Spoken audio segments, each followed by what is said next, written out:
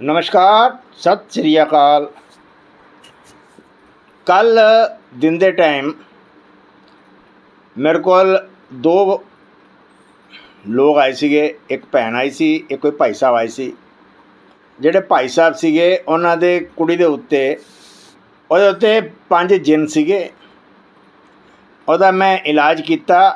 ਉੱਤੇ ਜਿਹੜਾ स्पिरिट ਸੀਗੀਆਂ, ਉਹਦਾ ਬੰਧਨ ਦੋਸ਼ ਜਿਹਨੂੰ ਕਾਲਾ ਜਾਦੂ ਕਹਿੰਦੇ, ਉਹ मैं कट के तो वो चले गए।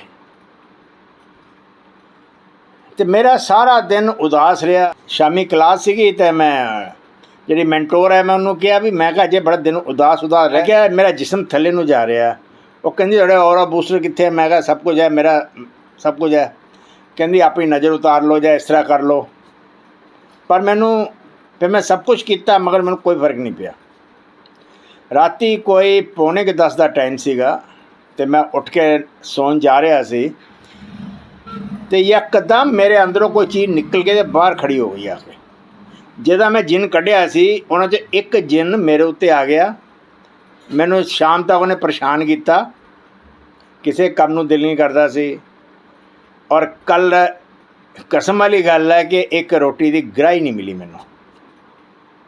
सवेरे एक चाह तो शामी फिर एक कप दूध, बस।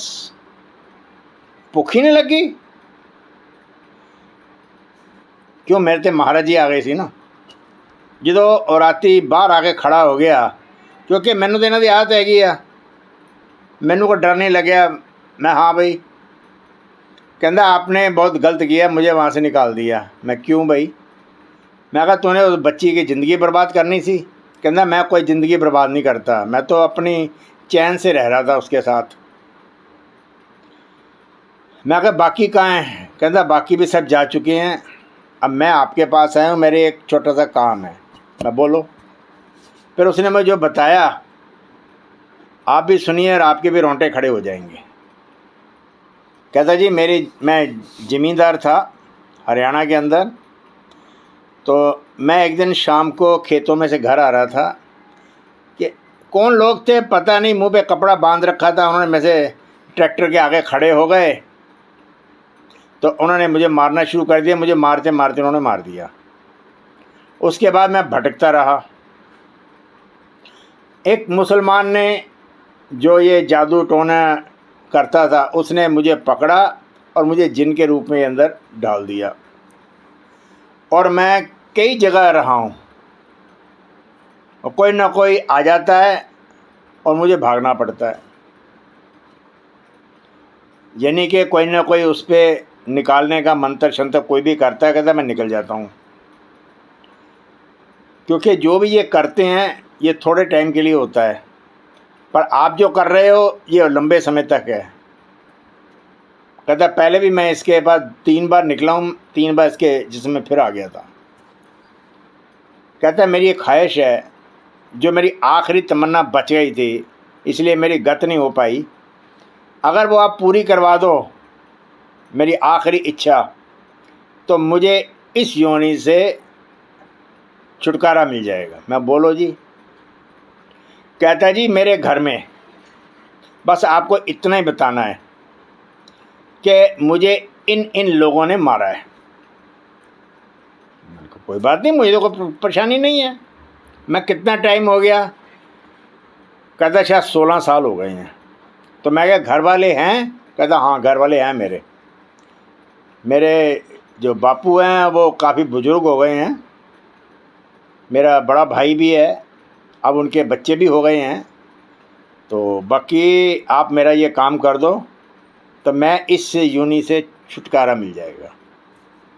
मैंने कहा ठीक है। मैं कहा आपको कोई फ़ोन नंबर याद है? कहता हाँ जी मुझे सारे नंबर याद है। तो मैं बताइए। उसने एक नंबर बताया तो नहीं मिला, दूसरा मिलाया नहीं मिला, तीसरा मिलाया तो मिल गया। उधर से जब मैंने फ़ोन मिलाया तो ऐसे आवाज़ आई, राम राम जी। मैं जी राम राम। कहता हाँ इतनी रात को फ़ोन किया, आप कौन हैं मुझे बताइए। मैं जी आप उसका नाम लेके मुझे अब वही हैं? हाँ जी मैं बोल रहा हूँ, मैं ज़रा बाहर आ जाइए।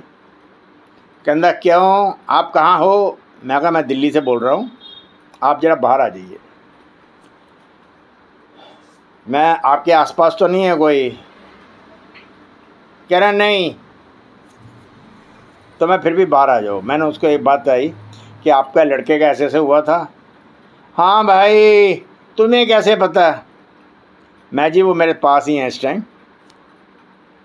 तो रोने लग गए वो। कहते मेरा बड़ा श्रवण पुत्र था वो, पता नहीं किन लोगों ने उसको मार दिया, बहुत सारी चोटों के निशान थे, उसका सर भी फोड़ दिया था, उसकी लातें बाजू भी तोड़ दी थी। मैंने कहा मैं आपको वही बताने के लिए फ़ोन किया है कि आपके गांव का ही फलाने फलाने बंदे हैं जिन्होंने इसको मारा था। कहता आपको कैसे पता? मैं बताया ना, मेरे पास ही है वो, मेरी बात करवाओ। मैं कहा जी अगर वो बात करने वाले होते तो आपके पास सीधा ना आ जाते। कह रहे आप कौन है मुझे नहीं मालूम, पर आपने जो बोला है बिल्कुल सच बोला है। अब मैं कल ही सुबह जाऊंगा थाने में, उनकी रिपोर्ट लिखा दूंगा। मैं जी ऐसे ऐसे बात है। कहता जी और भी कुछ बोला है? मैंने उसको पूछा हाँ भी बोल, कुछ और बोलना है? वो कहता जी नहीं, बस इतना ही बताना था कि मुझे मारने वाले फलाने हैं। कहता जी फिर उसने पूछा कि मेरी बेटा कैसा है? वो कहता जी बहुत बढ़िया है, अब तो उसकी नौकरी लग गई है। अगला बस 1-2 मिनट बीते होंगे तो वो बिल्कुल ऐसे जैसे कुछ रोशनी तेज़ हुई और फिर उसके बाद बंद हो गई। मतलब वो छुटकारा हो गया जून से। उनके फिर वही पिताजी बोल रहे थे हाँ अब और कुछ बोल रहा है? मैं जी उसके तो छुटकारा हो गया, अब वो प्रेत जूनी से अब वो निकल चुका है, अब वो कोई दूसरी दुनिया में चला गया है। कहता भाई मैं आपसे एक बार मिलना चाहूँगा। मैं कहा मिल लीजिएगा। तो मैं कहा ये फ़ोन नंबर रख लीजिए, जब कभी दिल्ली आइए, जब मैं आपके उस साइड आऊँगा तो मैं आपसे मिल लूँगा। बंदा रो रहा था और उसके बाद उसने फ़ोन कट कर दिया।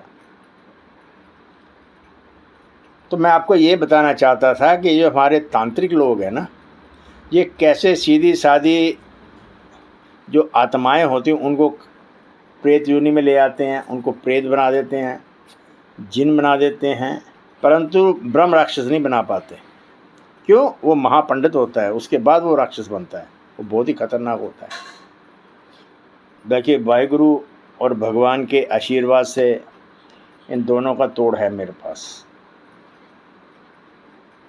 बस आपको ये चीज़ बतानी थी कि अगर आपके ऊपर किसी ने, अगर आपको ऐसे लगता है आपके काम नहीं बन रहे, काम बनते बनते रुक जाते हैं, आखिरी टाइम में आके काम रुक जाते हैं,